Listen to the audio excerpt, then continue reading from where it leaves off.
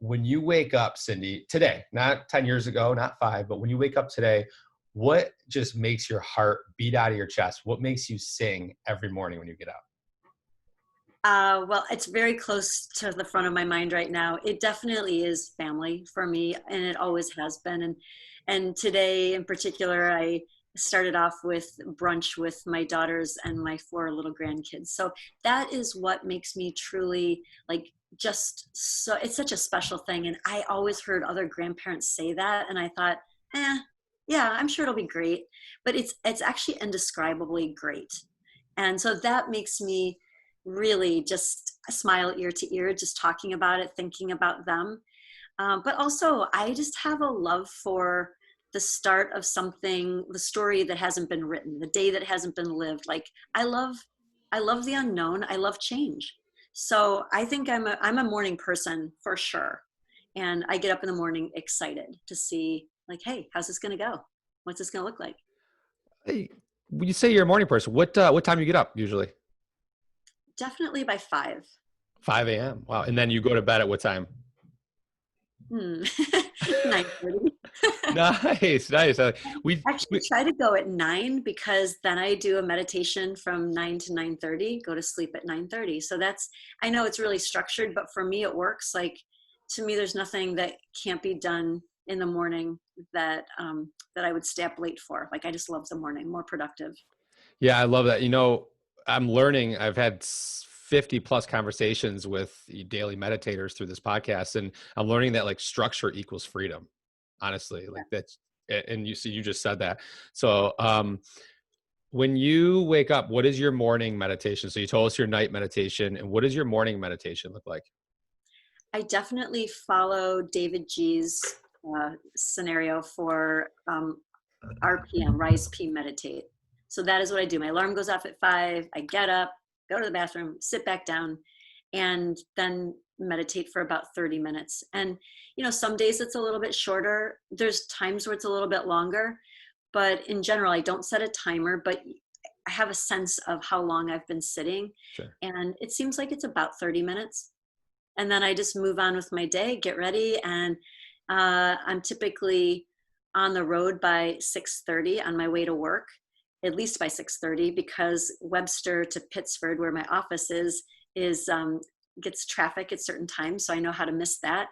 I just do the leisurely drive in, have my typical breakfast, do my daily routine in my office. And then the rest of the day is, that's the part that unfolds pretty organically. Yeah. Are you a coffee person? Strategically. I don't drink it every day. I drink it strategically. Like if it's something that I feel like I really need to be on my game, I'm a fan of, we call it bullseye brew at Breathe, but it is cold drip coffee. And then you froth in a pat of grass-fed butter and MCT oil. So the butter and the MCT oil give it this stabilizing effect. Because otherwise, to me, caffeine makes me a little crazy. So I use it strategically, and that's the type of coffee that I would choose to drink. 1 cup. Usually, I don't finish it. Yeah, and for everybody listening, the MCT oil, I've been putting it in my coffee for about a year and a half every morning. It's really good for the brain. There's like those omega-3s and stuff in it that really gets the brain going. And when you say butter, it reminds me of like it's bulletproof coffee or something like that. I've never gone to that stage yet, but I probably should try it. So before we got on this call, Cyndi, I was like, I think I had 1 too many cups of coffee because I like started feeling myself like shake because I love my coffees in the morning. But so we just talked about your practice. What is it? How has it like resonated? Let's talk about your personal life first. Like how has meditation, yoga, how has it resonated and made you better for everybody around you, I guess you could say? Or how has it impacted your life, family, friends, all that? You know, I've kind of been in it long term. I really was introduced to yoga, the asana practice, when I was 12. I was introduced by my mom, and it was at a time in my life where I was a very overweight kid. I was not out playing with my brothers and my neighbors, like running around, kick the can, all those fun things that you do when you're a kid. I wasn't doing that because I wasn't comfortable. I was very overweight, out of shape. None of those things felt good to me. And I know that the introduction of yoga, my mom she gave me a book and she gave me an album. And that was my first like introduction to like not hating my body. And so I've gone through so many stages of my relationship with yoga. You know, there was that beginning. And then as I grew older, I became very into sports and athleticism, power yoga. Like it really changed into such a physical practice for me. And I loved it like that. And now, you know, I'm in my early 60s and I just love, like, I love a slower flow. I'm not looking to tone my body in yoga. I'll do that when I'm lifting weights or something. But in yoga, I'm just looking to feel good and to sort of like tap into every single muscle, move every joint, just a good all over, um, you know, kind of rinse through. So Yeah. that's how my evolution of yoga has been through my life. And meditation was the thing that I stayed away from for a long, long time, kind of knowing intuitively that I needed it. It would be good for me and I'd get around to it someday. And my getting around to it, it sort of got around to me before I got around to it. And I had gotten very ill about 8 years ago. And long story short, it really was a stress based illness, even though I swore it wasn't, because I love my life. I had no complaints whatsoever about the way things were going or the way I was spending my time and where I was putting my attention. So I didn't think I was stressed. But what I came to realize is just sort of my approach to pretty much everything was always 110%. And over time, you know, that can sort of pile on. And I guess it was showing up, it was manifesting in my body because I got sick and doctors, multiple doctors, specialists, no one could figure out what was wrong Yeah. with me. But this little voice inside kept saying, you know, it's kind of time to sit down and get quiet and just breathe. And that's when I started meditating. Um, the illness was about 8 years ago. And I would say 7.5 years ago is when I started meditating. And it's been something that I now do because I love the way it makes me feel. So I don't do it because I have to, I do it because I want to. And that's my relationship with meditation. Yeah. And what it like, what benefits has it done? Like, what is it? I mean, you know, you practice yoga. What difference did the meditation create in your life? Well, the most important one to me is that the illness that I had for 18 months that did not go away, really, when I started meditating, it went away. And I can't attribute it to anything else because I had tried many other things and nothing really impacted it.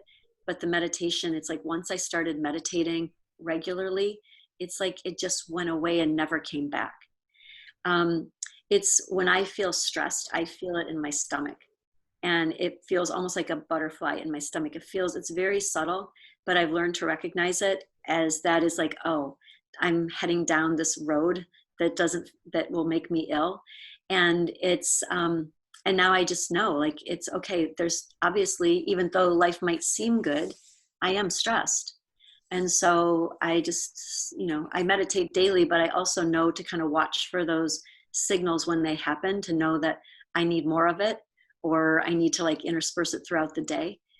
It so that's the number one thing is it truly impacted something very, very tangible and significant for me.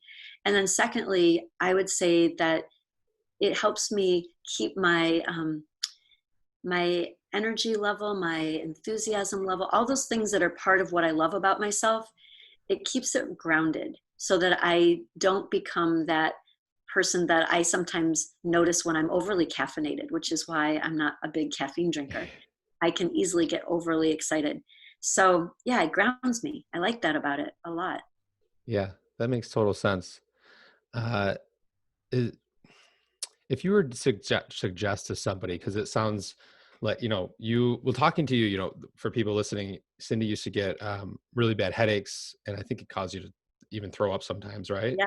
Yeah. Um, so what I think a lot of people out there might say, oh, you know, I'm always busy, but I'm fine, right? And I really believe that if you just take that time, like Cyndi was saying, to just try 5 minutes, or David G's 16 seconds. You can go listen to that episode. He talks all about his 16-second breathing meditation.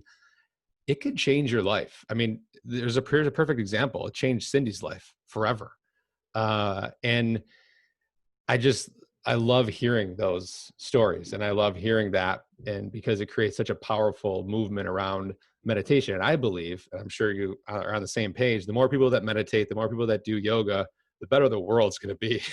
I mean, like if it's grounded, Cindy, it's going to do something very powerful for you too. So thank you for sharing that. I appreciate it. You were Yeah. talking about your, what's Well, that? Go I ahead. think that though, Justin, that I think sometimes, people, we all have things that we struggle with, whether it's migraines or insomnia or like digestion issues or rashes on your skin. And you think like, oh, I go to the doctor, they'll tell me what it is, they'll give me something to take it away. And that was all happening for me. Like I was being, like diagnosed with this and try this medication, and but none of those things worked. It was an inside job. It was truly all about, it was the way I do me.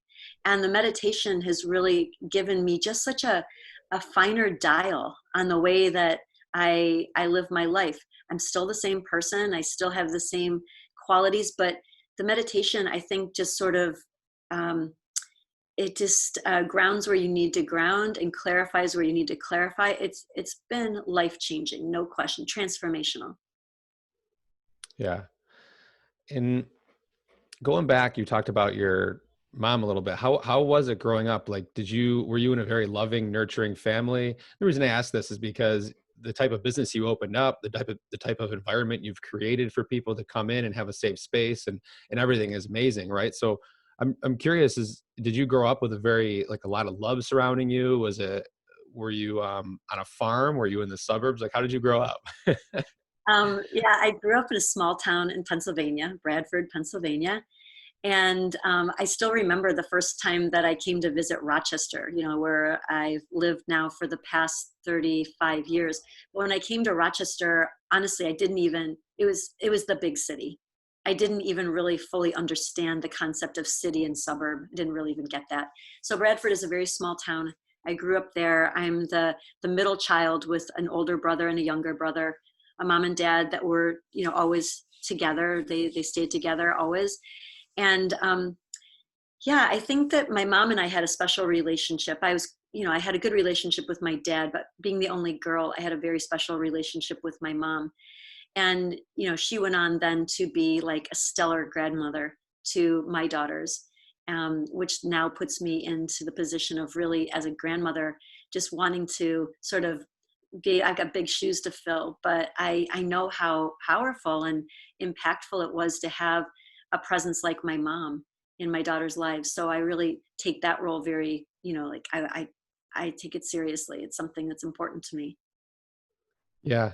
It's so that leads me into a question of like, how has as an entrepreneur, how has your entrepreneurship journey changed from before you were a grandma to now being a grandma for a few, we'll call Mimi, right? It's Mimi, Yeah, right? that's who I am. Yes.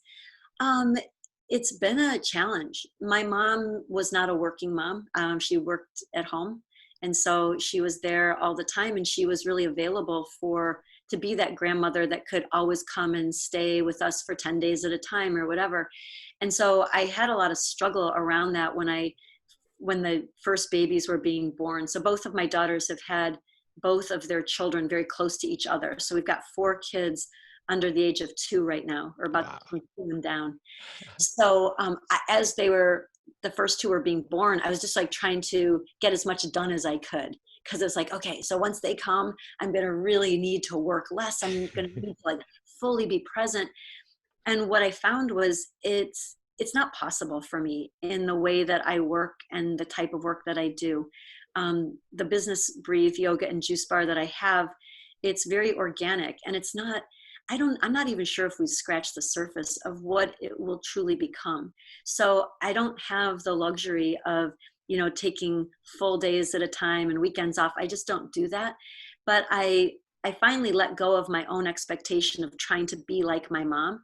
and instead let myself just be the Mimi that I know I can be. So I go for small, frequent visits as opposed to long stints. So my mom would do the long 10-day thing.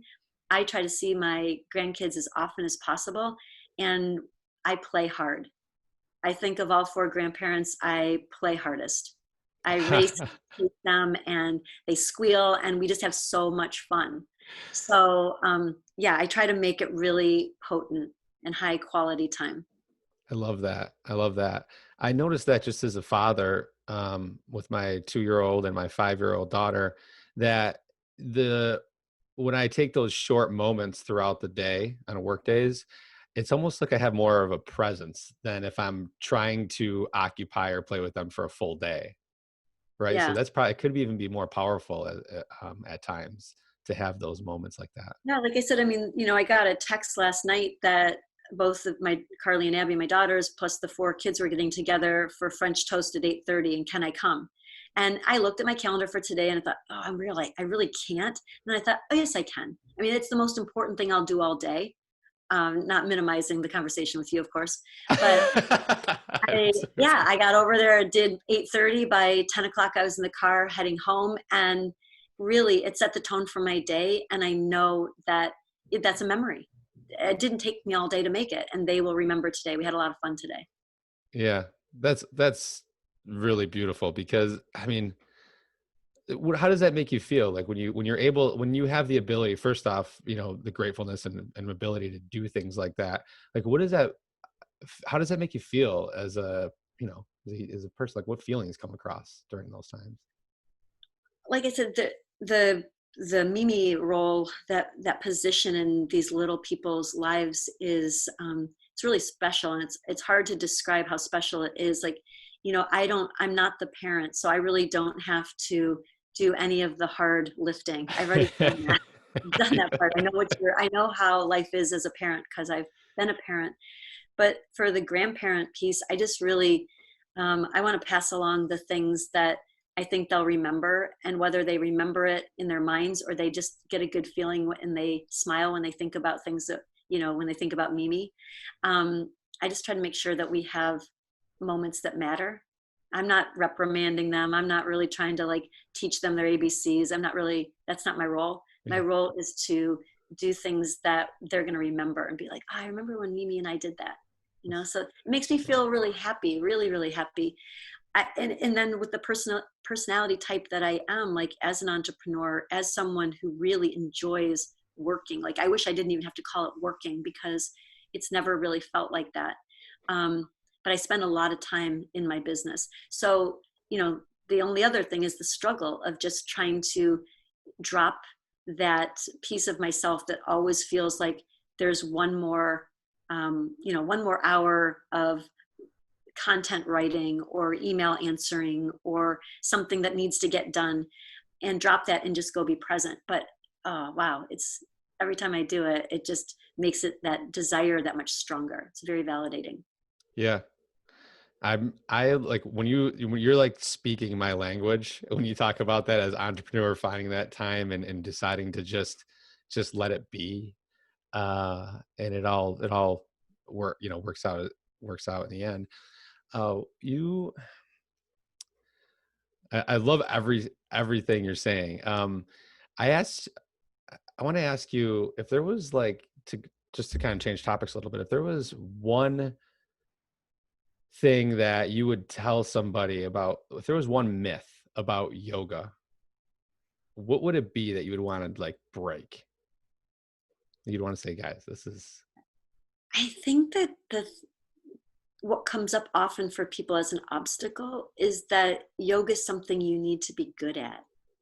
And I don't even know what that means, but I can say now I don't know what it means, but I probably said it, like a couple of decades ago. Like, I'm not good at this because I personally am not very flexible. I'm a strong person. I'm a pretty focused person, but I'm not super genetically flexible. I'm more flexible because I practice yoga. But at the same time, what I hear from people is, oh, I don't do yoga. I'm not good at it. And it's like, yeah, that's the thing though. You don't have, there's really nothing to be good at. it's like meditation also. So whether we're talking about yoga asana on the mat, or we're talking about yoga meditation, in either sense, there's really nothing to be good at. And it's a moving target. Every single day is a completely different opportunity. You know, I gave up a long time ago thinking about getting older. I instead always think like today is the youngest I'll ever be, which makes me feel really young. I've never heard that. I love that. Today's the youngest I'm ever going to be. Like, so if I'm worried about today, what about tomorrow? It's just, so why not really just feel really good about today?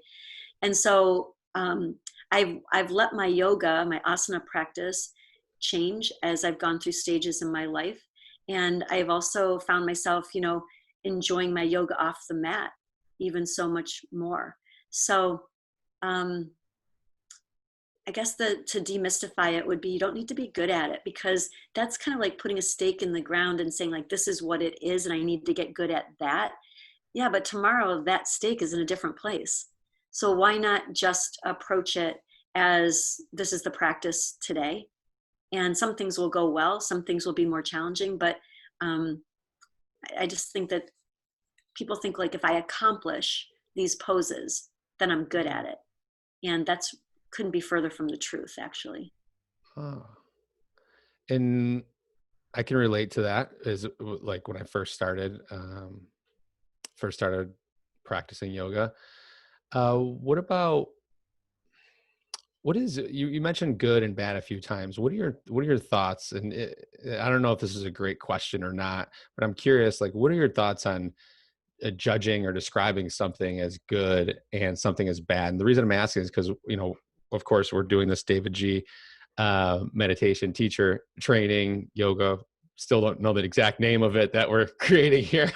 Breathe, David G thing. Um, and I think that was one of the topics, or a short topic that came up about like good and bad. And what is that? Yeah. What are your thoughts on that? I think when you heard me say it, I was like coming from the perspective of, I do hear that often, like, I'm not good at this. Yeah. Like, I'm not accomplished at this. I'm not capable of this. I haven't mastered this. So that's kind of the reference for me using that word. But, uh, I think that, we have a wide spectrum of who we are, whether it be our temperament, our skill sets, just the qualities that we have. And some are very light and bright and shiny, and some are a little shadowy and a little bit not so bright and shiny. And to be fully complete, it's like you got to own it all. You got to own it all.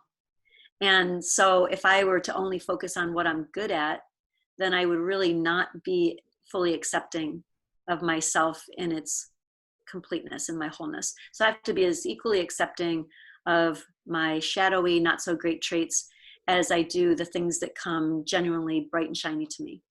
I got to kind of just embrace it all, accept it all, love it all. Yeah, that's great. uh, sometimes, Cindy, sometimes it's funny when I'm talking to you. I don't know where to go next sometimes, because your answers are so like good, like straight to the point, exactly what I'm looking for. And then I'm like, oh, now what's the next question I should ask her? You know what I mean? Sometimes I get stuck. Well, Um, I mean, I kind of, I guess, um, and answers change by the day, like or at least by the phase in life. So I am personally sometimes confused as to whether my perspective has grown and deepened and changed because I've gotten older, or because I've practiced longer, or, because I've had more experiences in life. But I do know that I'm a lot kinder to myself and a lot more generous in my kindness to others. I'm much less judgmental and way more accepting of others, myself, and life. And I don't know if that is because I'm, in a different stage of life at this point, or if it comes from a long, like many decades of practice. I'm not really sure which it is. I never can quite tell. Is it yoga or is it age? I don't know. yeah. And I'm still oh, far from perfect. I It will was, I always was, be it's so more. funny you say that. I was literally just about to say, like, and you're still learning. And even through this conversation, I can tell, like, you were talking about being Mimi and you're learning how to navigate that and you're learning, but you're aware of it. And that's what's so important in this conversation is just your awareness around everything. Right. And that's what this practice of meditation yoga does for you. And also, by the way, can I mention early 60s, like if meditation and yoga does this for your skin, everybody should be doing it because you look great. For the people listening and don't know Cyndi. Um, and let's talk. So there was a class that you're teaching at yoga. This is one of at your at Breathe. And this is one of the topics I wanted to talk about at some point. I think this is a good time to bring it up. It was what was it? The 5 stages of grief. Grief, yes, 5 stages of grief and loss through Elizabeth Kubler-Ross. She wrote a book Okay. late 1960s. It was called Death and Dying. And pre-breathe, pre-nutrition, that was a career of mine. Pre that, I was my first degree out of high school was in mental health counseling and psychology. So death and dying, the stages of loss and grief. That's kind of just a psychology um, of concept that I remember well from then. Kind of like Mhm. Maslow's hierarchy of needs. All these things come back, like they actually come back and are, they're applicable in life. But with the class you're talking about is a class that I've been teaching since the Breathe Yoga shut down for the pandemic. And as we were quickly putting our yoga classes and meditation classes on a virtual platform, we were putting that schedule together. And I'm like, you know what? I want to teach a class that we haven't done yet. And we call it Heart to Heart. And it's a class that is, it's inquiry. So really just sort of looking inside yourself, uh, and meditation and discussion. And so my first class had 25 people, then 35 people, then 45 people. So it really grew. And now I've done 10 of them. I've done the last 10 Oh, Fridays. And so I always kind of come with like a nugget, something that's on my heart as we've gone through this, very turbulent, unprecedented time of the pandemic, kind of what's on my heart. And I share it from a personal standpoint. We meditate. And then I kind of bring it back to a principle that maybe comes from the Yoga Sutras or comes from one of the ancient, texts of yoga, but like a teaching point, something that shows that like what we're all universally feeling. Like if I'm feeling it, you've probably felt it. Maybe the details are different, but chances are if I'm feeling, a loss, then chances are other people are feeling a loss. So this past Friday, we did go through the 5 stages of loss. And the first one is denial. This isn't happening. If we think back to January, when we first heard about this idea that a bat had a virus, it's like, wait, this is not happening. Are you kidding? This is crazy. And after denial comes anger. I can't believe it. Is there no health department? Why are they allowed to have these open air markets? mm, There's that anger. The next stage is bargaining. Okay, I promise, if we stay in for 2 weeks, then everything will go back to normal, right? So we go through bargaining. The fourth of the 5 stages is depression. It starts to settle in, the sadness that like, wow, unemployment is at an all-time high and lives are being lost. And my life as I knew it is no longer there. And then the final stage is acceptance. And there's a new reality. And I need to step into that as a new person. And the thing about these 5 stages is that you vacillate between them.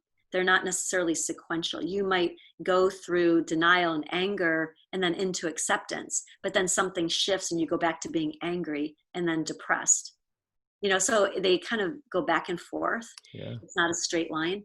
And what was so beautiful about the class is that in the sharing part, the discussion part, is people really open up and, everyone's holding these feelings inside. They're different for each one of us, but they're universal for each one of us at the same time. And so I've loved this platform of being able to actually speak to something that's really vulnerable for me, because that opens the gates to everyone else to be vulnerable with themselves. The journal questioning that we do is what brings it to the surface, and then the sharing in a safe space. So I always say in this class, like, it's a no judgment zone. This is where we'll let people share freely. Like if I say something and my words get messy, my request is that anyone who's in the conversation with me is going to assume that my intention was good and that my words got messy, and that they can say, hey, Cyndi, you want to try that again? Like, that didn't land right for me. And so we've created this really nice community of sharing. And I know it means a lot to people. I get lots of texts and emails after the class. It's been really just a little lifeline through this period of time. How can, first things first, how can somebody get involved in this with you? How can they join it?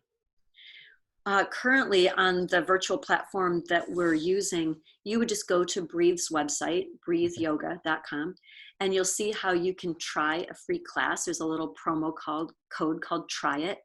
The class is Fridays at 10:30, 60-minute class. Interestingly, the next 2 Fridays, I won't be teaching the class. I have a substitute because I'm in the meditation teacher training. It's one of the Yes. reasons.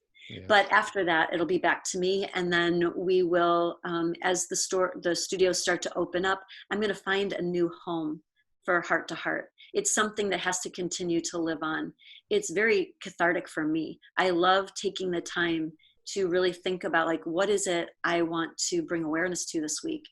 And I take it, I don't want to say the word seriously, it's not that, but I put a lot of attention on it. I don't just sort of fly by the seat of my pants. I realize that to have people's attention in a space of talking about on your heart, I honor that, and I'm very intentional in what I bring into the class. So I want to talk about the stage 5, which is acceptance. Yeah. Uh, I that's that, of course. I mean, I guess it's obvious that would be the most difficult, or the hard. I mean, and maybe I'm wrong, but to process, to go through, to figure out, to maneuver. How do we do that? How do we accept? I think every single person goes through some sort of loss or grief in their life, and multiple times. A lot of people.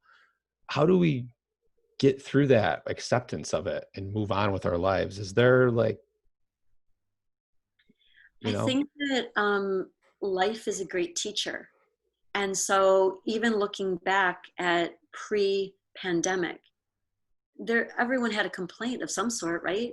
Life was good or life was good, but I'm so busy. I don't have time with my family. I'm never home for dinner. I'd love to read a book, but I have no time. So like life was good, but we had something that we wanted to change.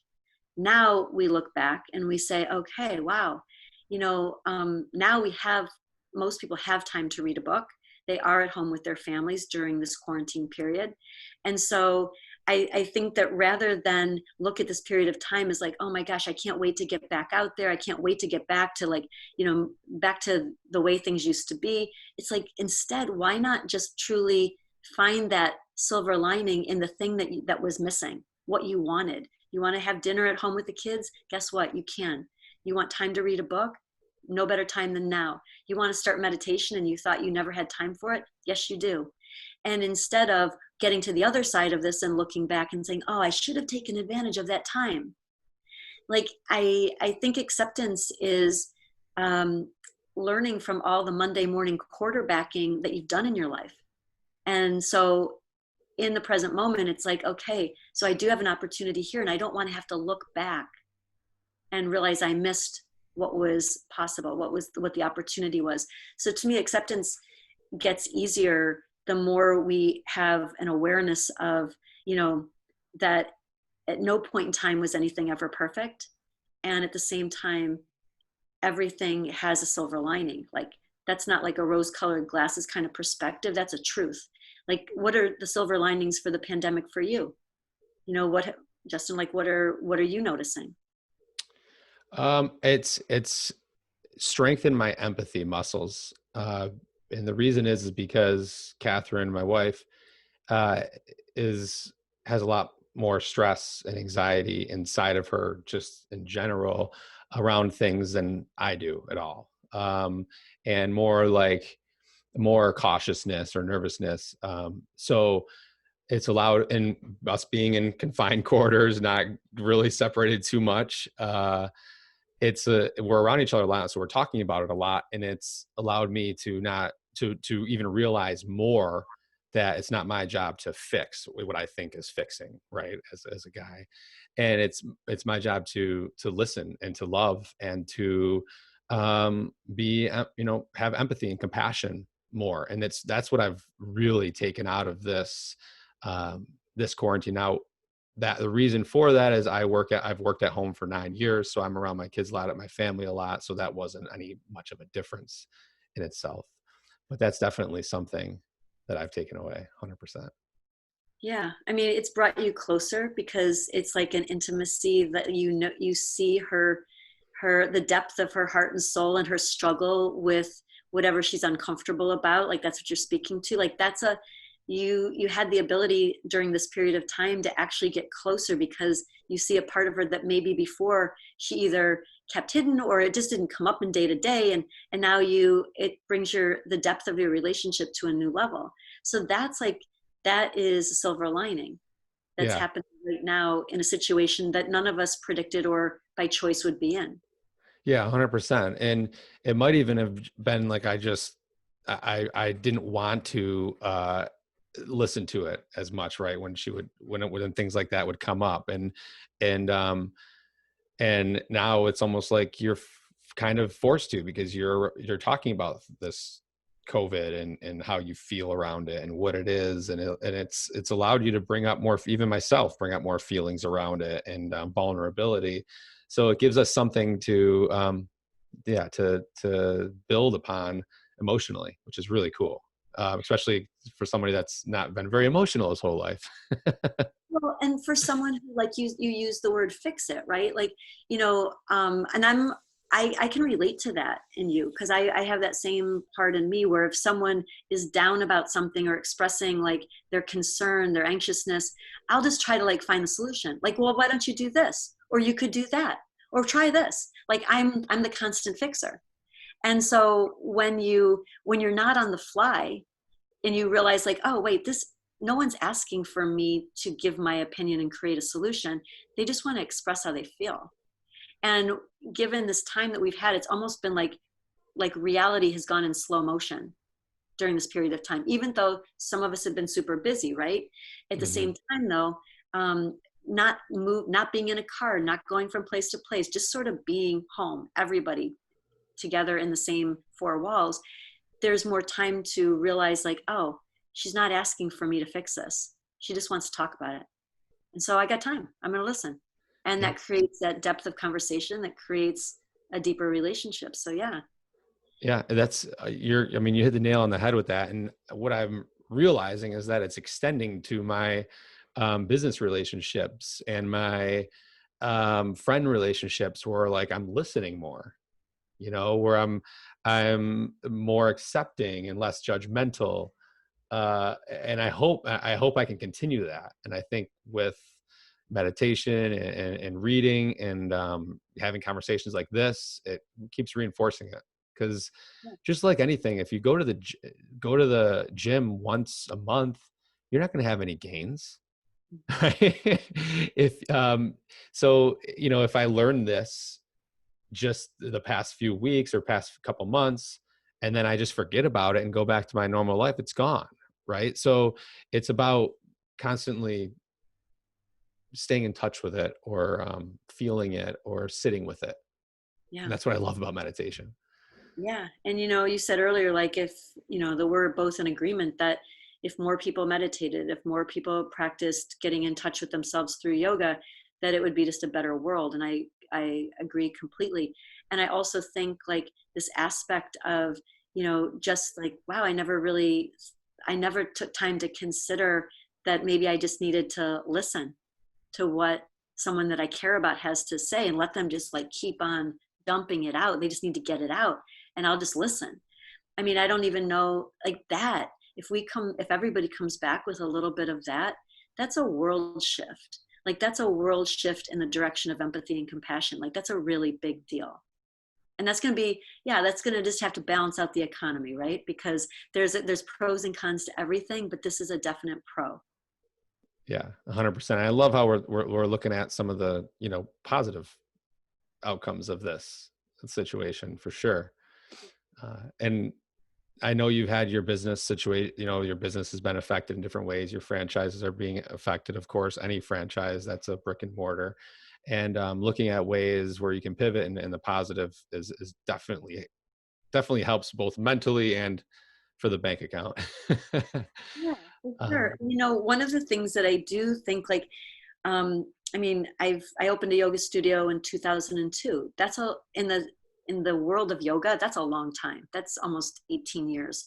So I have seen a lot of different phases in the industry, which we'll call it an industry because it truly is right now. mhm. But what the biggest shift that's happening now is the shift in the direction of meditation. I mean, even 5 years ago, yoga studios, and nobody was making time for meditation. Everyone just wanted to be stretching and toning on the mat, and now, even in the shift in the last 3 months of bringing our classes on a virtual platform, our meditation classes are incredibly well attended. The corporate events that I'm being asked to speak at now and that I have throughout the pandemic, everybody wants to talk about stress and meditation. It's an amazing, like, it's like the floodgates opened. And so I think that my business will look different. And that's the kind of fun thing about being like the visionary entrepreneur type of a person, is that you're really always game for that. Like, I never really want to see my business stay the same. As soon as it starts to stay the same, then I'm probably starting to get bored. I really enjoy things like shifting and evolving. So to me, we started adding meditation classes in our studio over 2 years ago. And just because I really felt that, and still feel that the practice of meditation will overcome the asana practice at some point. I believe that children, men, women, all people will be meditating. And I think some people will be practicing on the mat.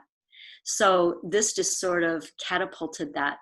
And so going back to the brick and mortar, as we're soon to open, we'll bring back the yoga asana classes, but we'll definitely build back the meditation classes. And I believe that they'll build back bigger than they were before. I'm positive that will be the shift. I honestly got chills when you said that, because I pictured like families coming in together and doing meditation, a meditation practice together. Kids, I think six, even as young as 6 years old, 5 years old, can be a part of that. And I think that's so cool that you see that as a vision. I think that is really, I mean, heck, in 2002, there were no yoga studios. There was like one maybe on the corner. So you saw that way ahead of everybody else. So you could be completely correct. I got chills when you said that. That's really cool. I have this one image in my mind that it was actually a photograph that a customer sent to me. But last Christmas, his daughter was shopping with him and saw like one of the child-sized meditation cushions that we have, and that's what she asked for Christmas. So the dad got her this, and then the family's gift was a trip to Disney for Christmas. So the day after Christmas, they all pack up and they go. He sends me this photograph of this little girl from behind in the airport dragging her meditation cushion. She took it to Disney with her. I know, like, that Gosh. makes my heart really happy. I love that. Really, really happy. Hey, Cyndi, look at this. Yeah. That's great. Um, I'll ask you a few questions here as we get towards the end. And the first question I want to ask you is, if you could leave like a message, if there was 5 million people listening to this podcast, what would be the message that you would want to send to them, or the couple sentences or word or anything? Oh, trust yourself. You know, you know everything you need to know. I think that's something I've learned for myself looking back, is I always thought that the learning was external. Like, I needed another degree, I needed more experience, I needed another training. And I've come to learn over the last, decade or so that I actually don't need that. I have all that already in me. I've accumulated that. And now it's just a matter of like synthesizing it and using the tool that's needed at the time that it's needed, just sort of pulling it out, as opposed to thinking that there's something that I don't know. There's some secret out there. Like, trust yourself. trust your intuition, trust your gut. Um, you know all you need to know. Beautiful. And think about the one person that knows you best, Cyndi, who that might be in your head. If I ask them, this is kind of an interesting question. If I ask them what they loved most about you, what would they say? Oh wow. Um, I think when I'm thinking of a couple people that kind of all line up when you ask that question, I would say that what they love most is my perspective. Yeah. Um, yeah. My perspective is, uh, I'm excited. I'm excited to be alive. I'm excited to wake up in the morning. I'm excited for new things. I'm excited for change. So I think that I think they like my perspective. Yeah, that's probably why breathe, live life inspired is part of your mantra. Yeah. So what if I challenged them and said, well, I don't know if that's really Cyndi. Can you give me an example of what you mean by that? Mhm. Um, I guess, kind of like it's probably that piece we were talking about with it lies somewhere between fixing and offering up the silver lining. You know, I think that it's not an example. I think that in general, I'm not one to I'm one to surrender to what is. I'm not one to surrender to something that like I feel is been imposed upon me. Um, because I can view anything however I choose to view it. Circumstances are circumstances, but how I choose to experience it, that's up to me. And so I I I think I bring that to most everything. Not to say that I haven't gone through those 5 stages of loss just like everyone else. I have, and I have felt denial and anger and bargaining and depression and acceptance. And the thing is, I notice when I'm feeling like down. It's like, wow, this feels really this feels heavy in my body. This is interesting feeling that I don't have very often. And I just sort of let myself feel it. I don't stay in it too long, but I let myself feel it and try to identify it for what it is. But the perspective usually comes back like, things aren't that bad. Things are actually pretty good. Yeah, So that perspective seems to always like resurface. that's so cool that you brought up sitting with that emotion. I think a lot of people, and I say this because I know I did it, I would feel an emotion I didn't like in the past and I would push it down. I wouldn't want to sit with it. I was like, no, get it away from me. And then it eventually just became a numbing thing that I couldn't even feel from anybody else. I'd start getting all, ugh, you know what I mean? And so I love that you mentioned sitting, because this is what's the one thing that I've been working on personally for the past year or longer, is just sitting with sadness or sitting with anger, where I used to just push it away and then I would explode in something. Or sitting with even not necessarily depression, but depressed feelings, like down feelings, sitting with them, but not, like you said, not too long. And then changing the perspective on it and changing the story with it. That was cool. Well, you just saying like what you've experienced with Catherine, maybe that really is just coincidental in that it happened over this pandemic. Maybe it's really more related to the fact that, you can't accept something in a quality in someone else that you can't accept in yourself. So maybe if you've allowed yourself to sit with some of the feelings that you used to push away, that now you're like, wow, I feel sad, or I feel like this uncertainty makes me feel anxious. If you can accept that in yourself instead of pushing that away, then when you hear it from her, that's true empathy, right? That's being able to be in someone else's shoes. So yeah, it may have happened during this period of time, but it also may be lining up with just your own personal evolution. Yeah, and that's probably, now that you put it like that, it's probably why I've struggled with empathy for so long, is because I wasn't able to even have those feelings myself, right? Yeah. And Yeah. and I think especially for the males out there, I think that we all struggle with that, or at least most of us, and of course women too. Um, yeah, that's really cool. Yeah, but hey, it's like everybody's on their path, They right? are, yes. I mean, and so I guess that's why like the acceptance piece is kind of cool. The only thing that to me is not all that acceptable is to be like just unwilling to be on a path of personal growth, right? And it looks different for everybody. Doesn't mean you have to be meditating or reading certain things or listening to certain people. It doesn't have to look like that. But I think that, what's acceptable is all the messiness, all the struggle, all the challenge, all the like the ahas, all of that's so acceptable because we're open to like this moment, then this moment, then this moment. What's truly not acceptable is to not be open to the fact that this is a moment to moment life.